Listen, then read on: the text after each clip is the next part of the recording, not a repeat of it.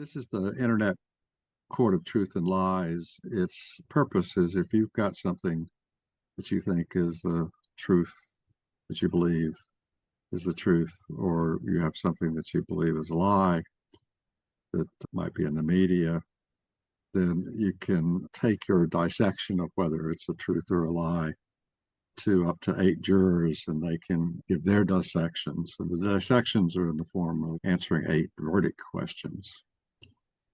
What happens in this system is invariably the person who's bringing the case, the plaintiff, learns something about how effective his communication or his belief is. It's really a learning experience. Plus, this is not a sovereign court, so nobody's getting punished. There is no final verdict. Everybody's got their own verdict.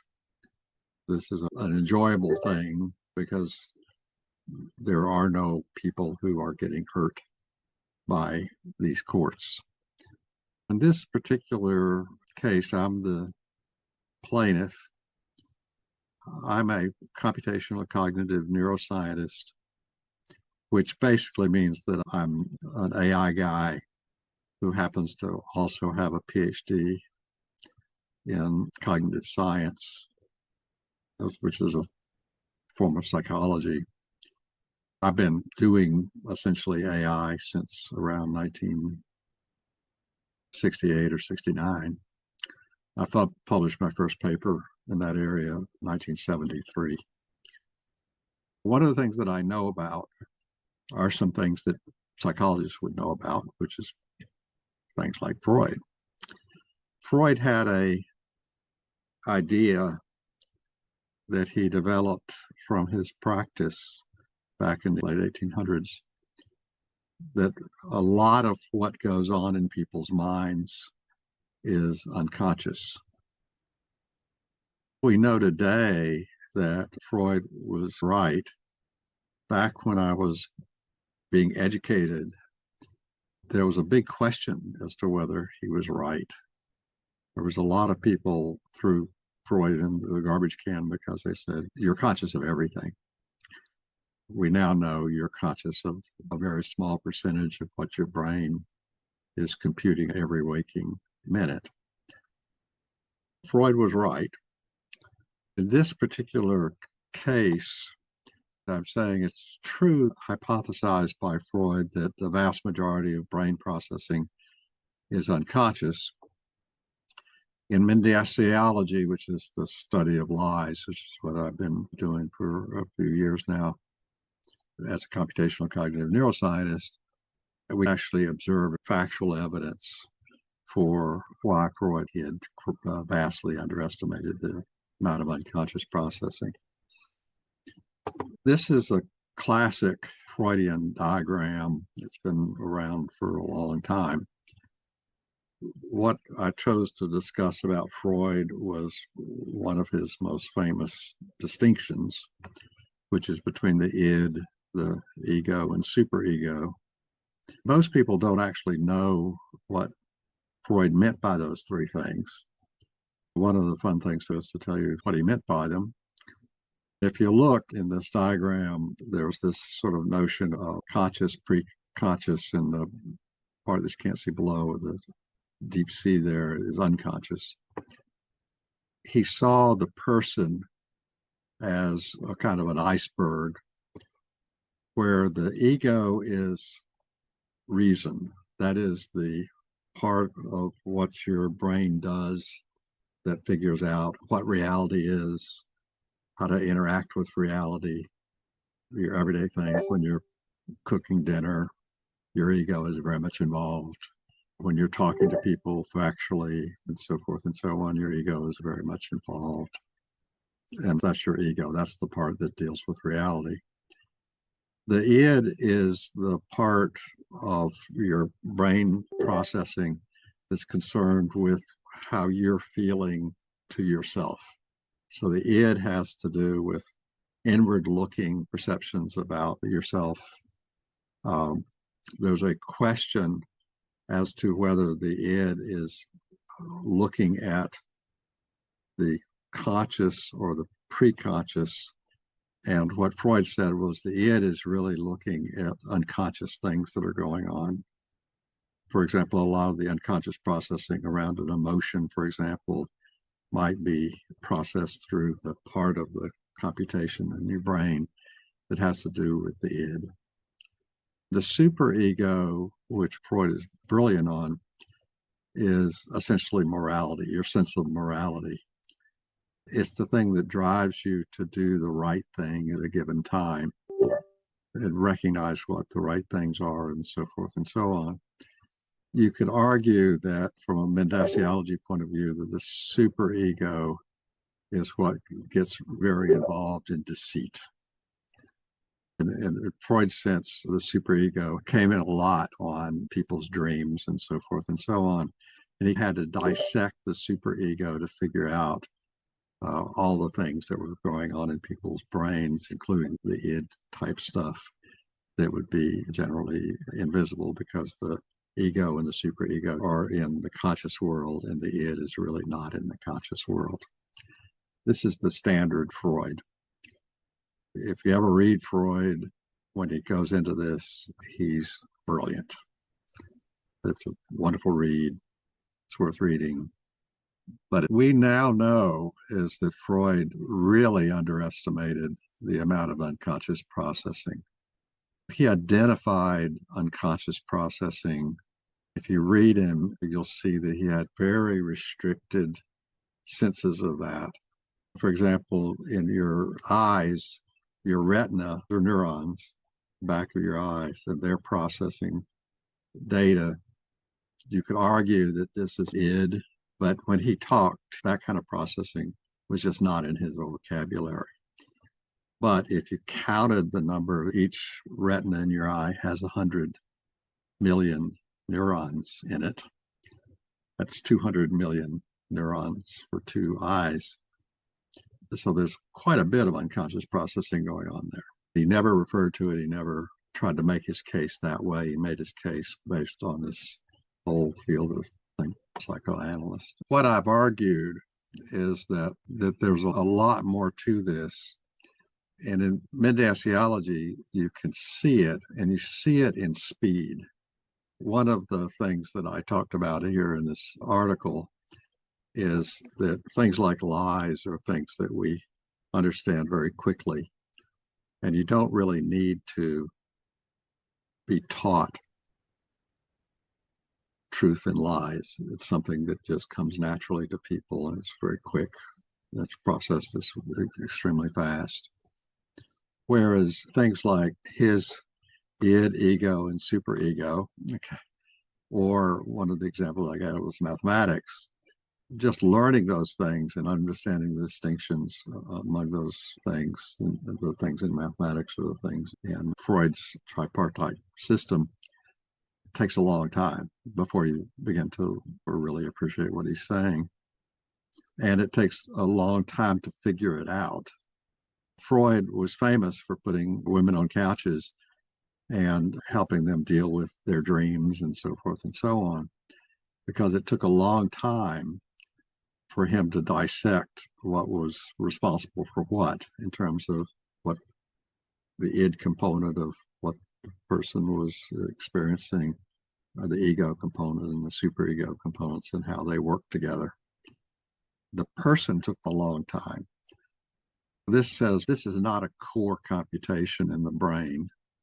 This is a computation that he's imposed with his framework, and it's not something that's just natively home to everybody in a way that you might think it is. It's just not. Particularly what parts are conscious and unconscious, how they affect your interactions with people, and particularly superego interactions, how you feel about things. That particular set of distinctions is not really telling you how the brain computes in a fundamental sense.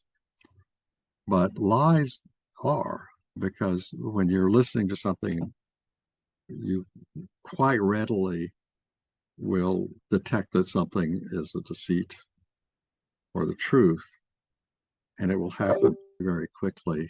You didn't need years worth of instruction to know to do that. It's stuff that your brain is just doing really fast. And it really shines a light on the fact that almost anything that any waking moment you're interacting with people, listening to them talk, or you're talking with them, your brain is watching out for what's true and what's false. And if there's any deceit going on, it'll dawn on you that there's deceit if your brain tells you that there's probable deceit here. And it's not something that you put away.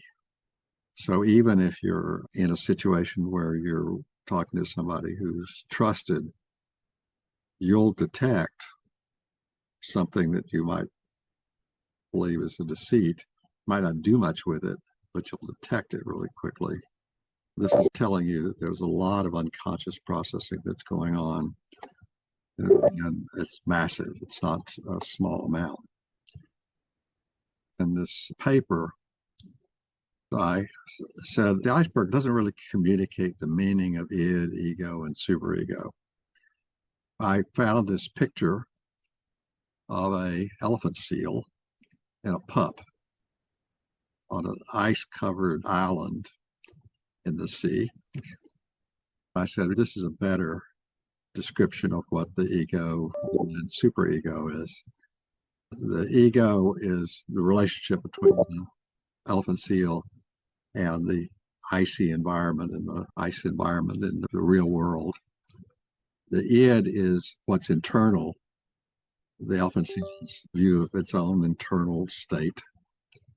And the superego is its relationship with its pup, which is his morality, wanting to keep the pup alive and make sure the pup is happy and all these other things. Around his eyes, consciousness, because most of the time the organizing thing that's causing the seal to do whatever it's going to do has to do with its eyes or its nose or its mouth. And that's what absorbs most of the seal's consciousness, if you believe that the seal is conscious. And people like me absolutely believe that from our study of how brains compute, seals are absolutely conscious beings. The pre-conscious here is the ice around, and then the unconscious is the ground, the rocks that are underneath the seal that the seal can perceive if it cares to. The pre-conscious is the environment in which the seal is interacting. I thought that this was a better picture. Why an elephant seal? I have another article where I've described the elephant in the room in most all these situations is natural language communication.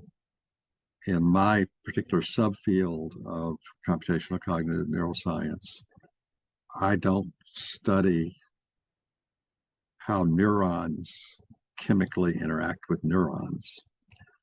I study natural language as a window on brain computation.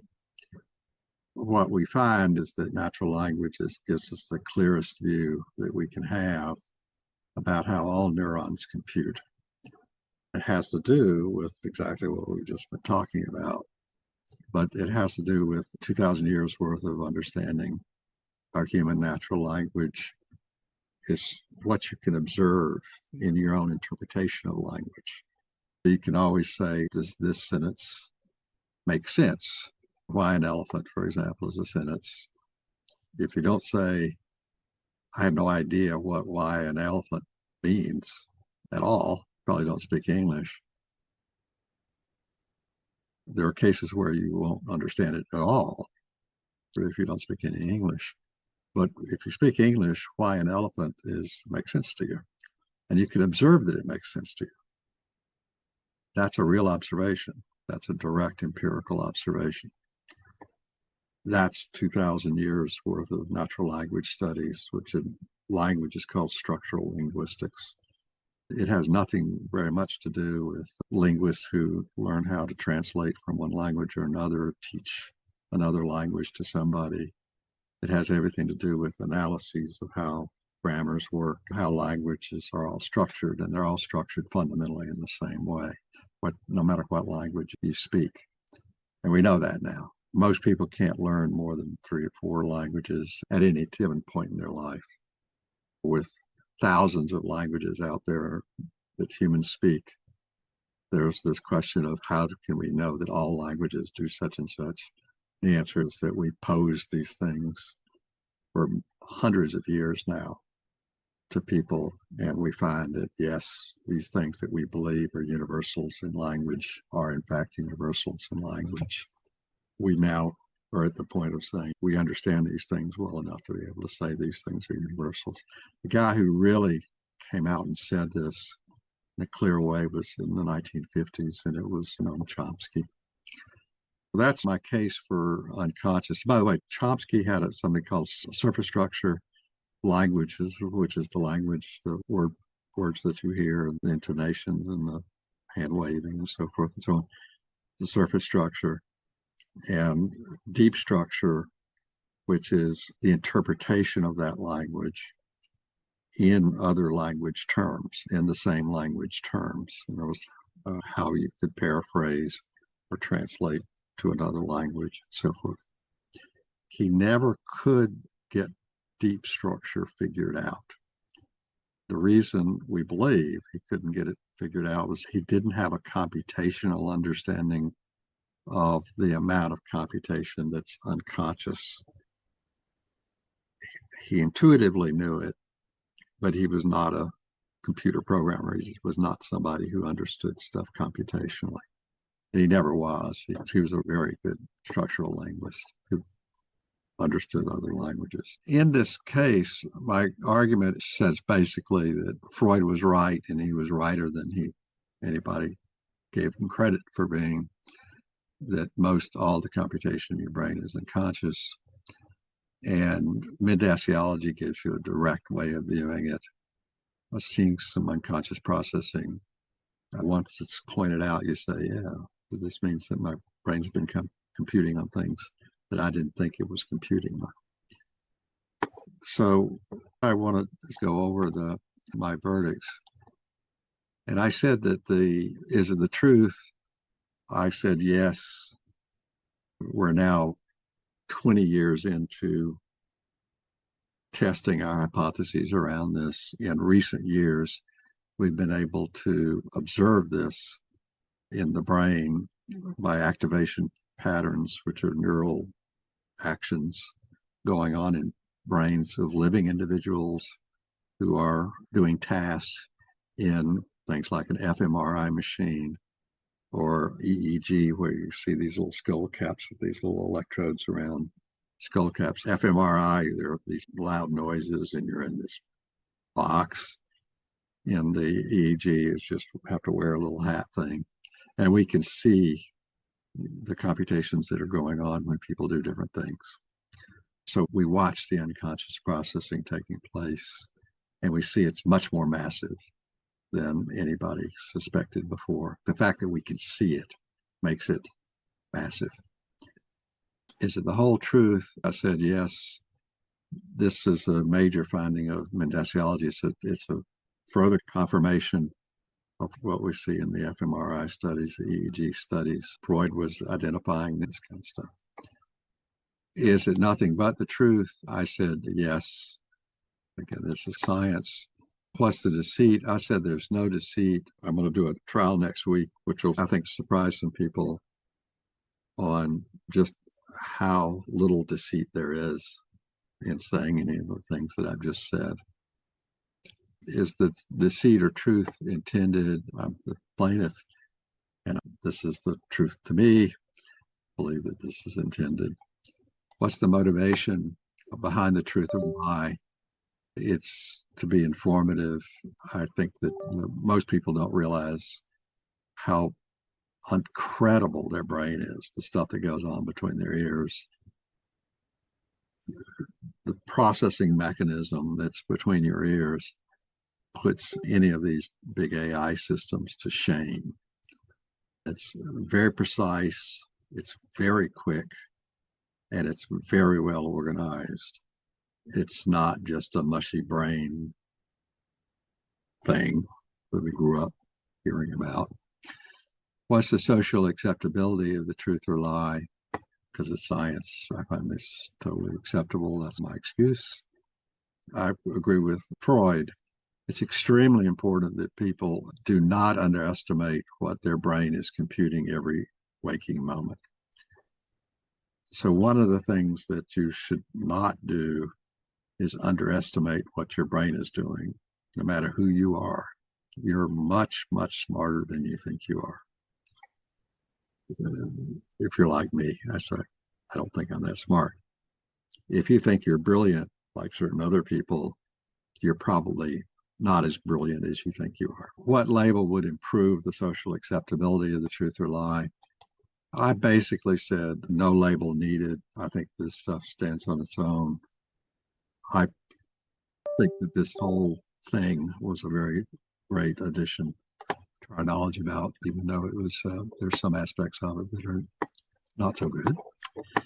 What I'd like to do is get 20 to 30 seconds, and then at the end of this, I'm going to give a proposal for everybody, and I'll tell you a little bit about it.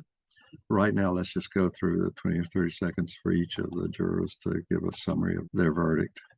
So, Juror 1. I'm the lucky one. I agree with everything you say. I'm not a fan of Freud, but I read scientific consensus in modern neuroscience aligns with the Freudian idea that most cognitive processes occur outside of conscious awareness. I also agree with you that we're smarter than we think we are, and more is going on than we are even have any idea of awareness of. So that's pretty much all I have to say. Yeah, it's amazing to me. I remember back, because I was in school, how controversial that those ideas that you just said were. People didn't believe it. They just didn't. You couldn't prove it back then. You didn't have enough evidence. Now you take a class and they accept it. And it's amazing to me how at one point in time, and I remember those times where people really didn't accept it. Juror 2. Yeah, hey, I'm Juror 2.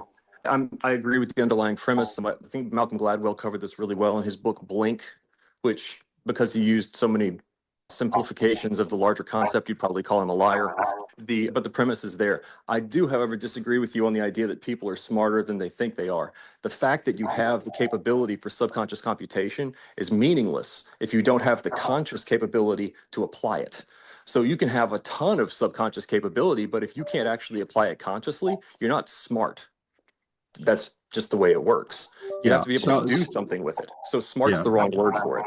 You're exactly right. There is the applied question. Are you smart in an applied way?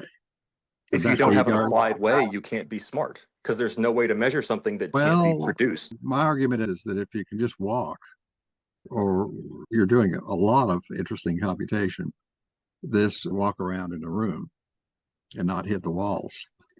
If you give it an applied context, you can define what smart is.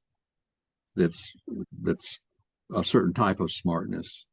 Sure. So if you define smart as anything you want, then anything is smart. So a bird that flies around a room and doesn't hit the walls is a genius. If we define smart as the ability to not hit walls, come on, man, be realistic. Certainly, if you can do that after a bottle of wine, you're a genius. Yeah, so this is ego. Yeah. This is not your ego. This is ego for Freud's point of view. Yeah, but that's my larger point, is that subconscious computation is huge. I agree completely. Malcolm Gladwell said it. Freud said it. I'm 100% with you. I just disagree on the idea that it makes you smart. Thank you. Thank you. Juror 3. Juror 3 here. Yeah, so Brian brought up some interesting points there. I do overall want to agree with what you said, that how everything takes place unconsciously, these cognitive calculations, everything that goes through your brain without you knowing. And I do want to pose a question. If ever, I don't think it's obviously possible, but every type of technology and everything that's created these days, we've got the Neuralink or whatever you mentioned earlier, could there be a way to access or to have the brain fully consciously operate at full operation? Because it is said that it doesn't operate at full capacity. Is there a way Or would it be, what would be the consequences of The that? answer is no. We know the answer is no.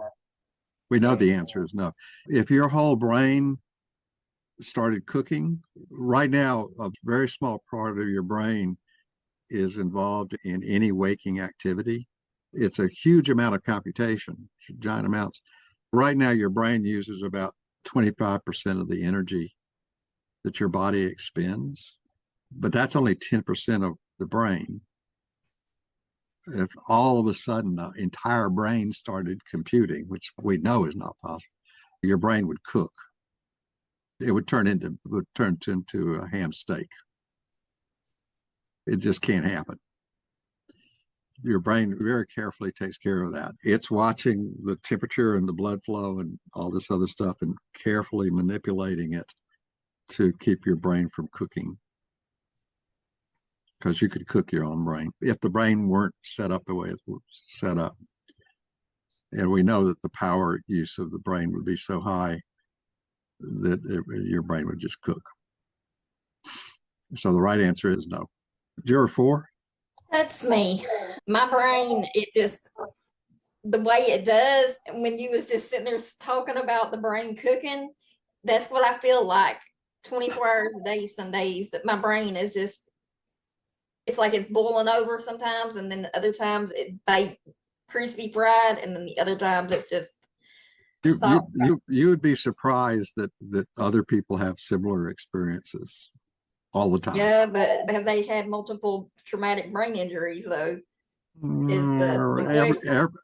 Pretty much anybody who gets to adulthood has had some brain injury. Not necessarily the amount that you've had, but they've had some, and it was nobody really makes it through life without brain injuries. People don't realize that very small things can kill very large numbers of neurons in your brain, and do. So let me ask you a question on that part. How come it is then some days it'll be like my brain's working fine, and then the other days it's just kaput? We don't really know. The right answer is the chemistry of all of this, which is what you normally think of as neurophysiology. Uh-huh. That part of how the brain operates is highly evolved, and there are very many subsystems. They're all computing the same way, by what we understand.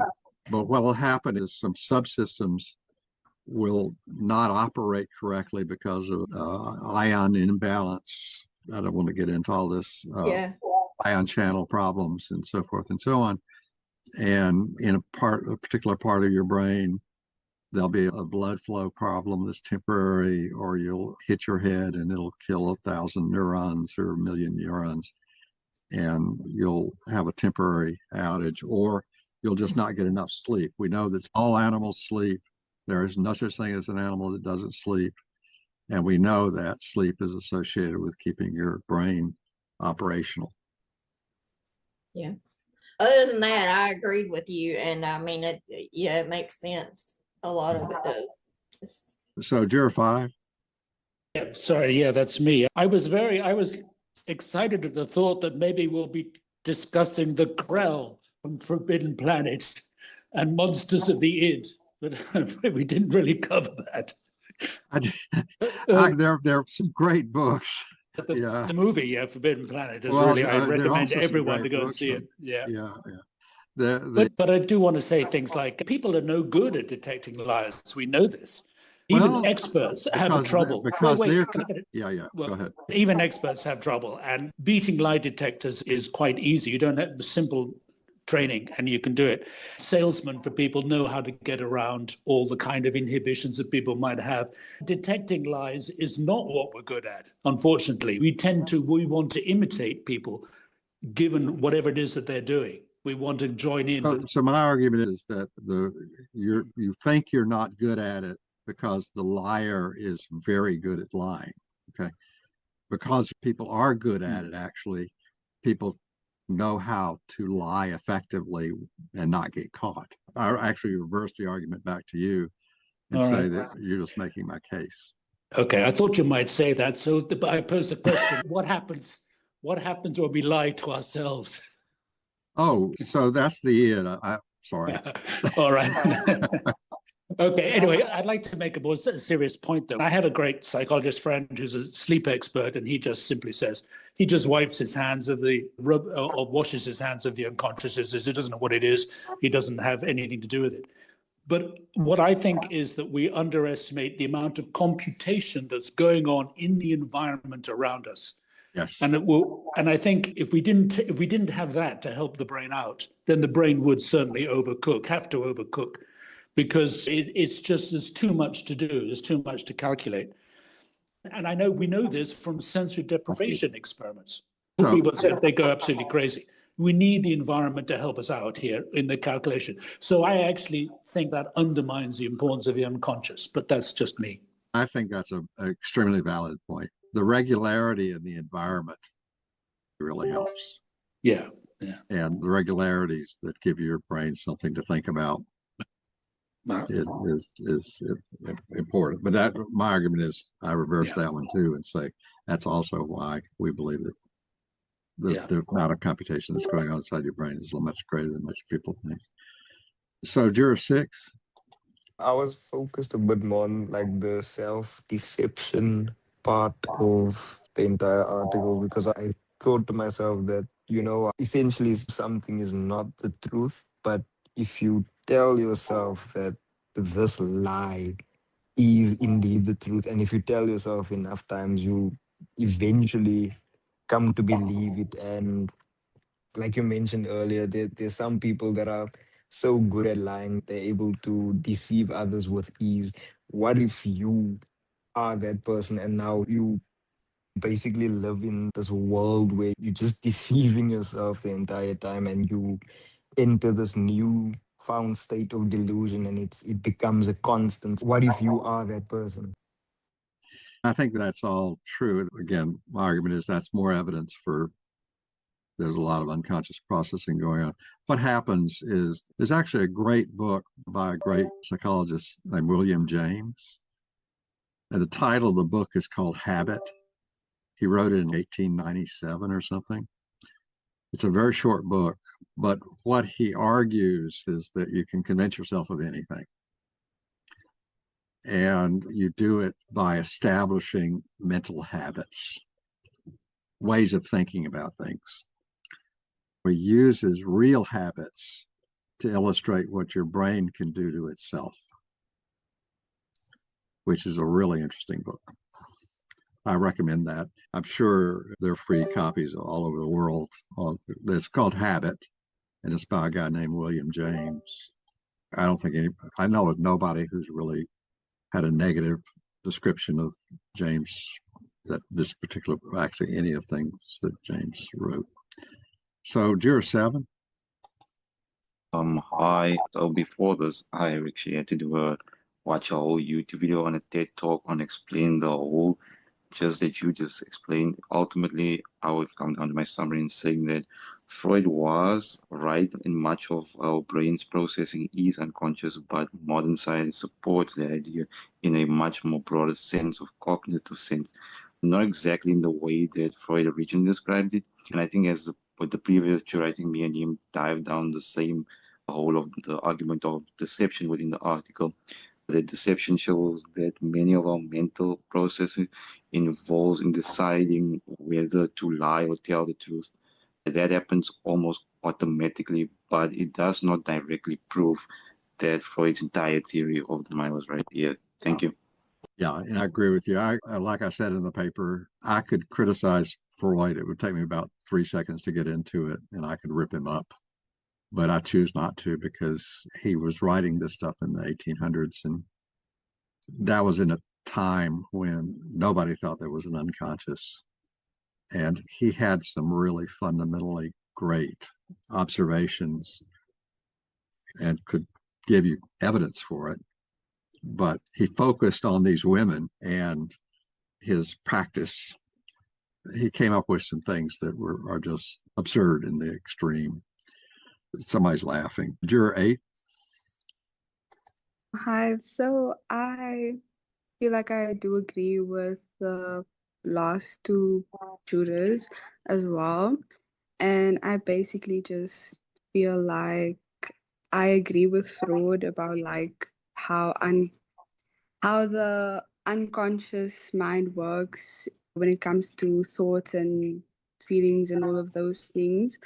I also feel like his original ideas aren't fully supported by modern scientific research because at the end of the day, conscious thinking also plays a big role in deliberate decisions and all of those things.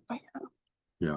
Freud really didn't want to talk to anybody who was engaged in critical thinking all the time. It just didn't fulfill what he was trying to study. He wanted people who were having real trouble of various forms. He was a doctor. As a theoretician like myself, there's a whole bunch of things that he says that are just garbage. Might have been pretty true for the people he studied, but he was not studying a representative population of people. He was not studying people across societies and so forth. That's pretty much it. At the bottom of the video, there's something that I'm going to send out when I send out the edited version of this trial, which, if we're lucky, will be tomorrow. All the verified users, which we've got about 1,050 or something verified users, will get in the link to the trial. That includes all of y'all. There'll be 2 messages. My partner in my little venture here, we had a discussion last Tuesday, and we were trying to figure out how to get the word out. The biggest problem that we've got right now is we've got a system that works. It scales. We could scale to 1 million trials a day, essentially tomorrow. What we need are sponsors. We know the way we got a lot of people. We've got something like 37,000 people who signed up originally, and of which the 1,050 or 1,080 are the verified users. We'd like everybody who's a verified user to basically go on social media and put out notice, but these are separate messages. Everybody puts out 2 messages or 5 copies of each of 2 messages to different social media. Everybody becomes our advertisers. One of the messages is just to get more people to sign up. If we can get 100,000 people to sign up, it will be easier to get sponsors. Hey, Bob. Yeah. Real quick, I wanted to ask you, how do we know who's verified and who's not? Are they verified because they participated in a jury? No, they're verified because when you sign up, you get an email and it says, please respond to this email to verify yourself. Okay. That's all it means. If we have a larger population of people, more and more people will know to verify.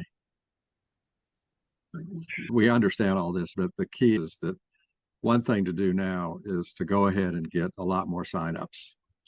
We know the message, which is just one sentence. It says, sign up now to get paid to be a juror, moderator, or plaintiff in a trial on truthcourt.net. The whole point is that we know what that will do. That will get more people to sign up. It will work. Okay. I can get those out real Well, quick. can I just say something about why can't we have a test run of all the jurors without paying them? We already did. Than, we spent a year doing that. Oh, okay. It doesn't work. It doesn't work. Even if you dangle the carrot to the jurors of they'll get paid if they did a good job this time. No. Nope. Doesn't work. No. Okay. Yeah. Sorry. I was willing to believe the people who were trying to argue that to me. Okay. You need to realize that this is a very unique service on the internet. Getting 8 people to respond responsibly to what you believe is a truth or a lie is not what happens on the internet now. To get it to happen, you really need a mechanism. The easy mechanism that we know works is you don't have to pay people much, but you have to pay them something. Okay. I'd love to talk to you about because a lot of it is based on how good the plaintiff is. Absolutely. All of this is just like regular trials. Brian will tell you in sovereign courts, if you read the technical literature and on courts, sovereign courts run in real countries that are really prosecuting people, most of the time the trial is a sham, is junk. Yeah.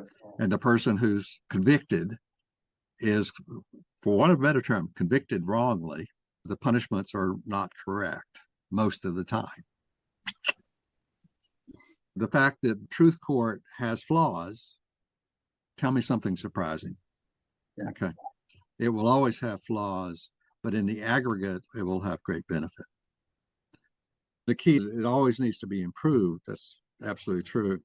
But we really need to grow first. And so the second thing that we know will work is this second message, which is the one that is directed towards somebody who's got a credit card. Sponsor trials on truthcourt.net. All sponsors are assigned an experienced moderator, and everybody sitting here, or most of y'all are moderators. This is additional income for you. All sponsors are assigned an experienced moderator to develop and run your trials, which is what moderators do. Have him test your views on truth and lies in the media. So in some cases, the sponsor will say, get me a plaintiff too. Okay, that's fine. Your trials are public or private, which is really critical that the sponsors know that they can do private trials. You are our customer. They need to know that the guy who's paying for the trials is our customer. Buy 10 trials for up to 90 jurors and plaintiffs for $3,000. I know a lot of people who will say 90 jurors for $3,000. I'll take it. Click the sponsors tab to see some sponsored public trials. And we've got all the ability to do this now. We didn't have it 6 months ago. We now have it. We can take a credit card or a debit card or whatever for buying 10 trials. We get a few of those, and our ability to fund more will go up exponentially. The two things we need right now is we need more people to sign up. And the second thing is that we need sponsors. And the second one is just a direct ask and what the sponsor gets. The biggest thing the sponsor gets here is a moderator, an experienced individual who can help him do the trials. If the guy's buying 10 trials, that moderator will have 10 times what he makes for one trial, just by helping that guy out. Those two messages, we want to recruit everybody to do it. We looked at advertising, and we've done advertising before where you pay X or Facebook or whatever for ads. They're really not very effective, but we've got enough people now with over 1,000 people. If we get a few hundred people putting these messages out and doing it everywhere they can, and just these two messages, these two are the two that are known to work. We have the experience. We don't have to test this. Okay. We know these will work. We were intentionally not doing the first one because we're just super oversubscribed. We've been trying to get sponsors, and we know that if enough of us reach out for sponsors, we know that the sponsors are out there. And this is something that they can look at and say, yeah, I'll give this a shot, see what happens. We've got the mechanism to do it now, which we didn't have even 4 or 5 months ago. So that's going to be the thing. I'll send this out to all the verified users with this trial, and we'll see the response that we get. The ideal thing is we get a few sponsors. We'll be confronted with the good problem of assigning moderators to the sponsors. Once we exhaust our existing moderator pool, we'll get more moderators and so forth. We can then grow. But so this is what the intention is. Another thing, I don't know if y'all know, in advertising, the number of repetitions of this you give to people, the more likely they are to take the advertising message. this idea of being creative and changing it every time. Advertisers know that's not a really good idea. The repetition of the message, if the message is very simple, is really effective. So that's that. And so I'll see y'all next week.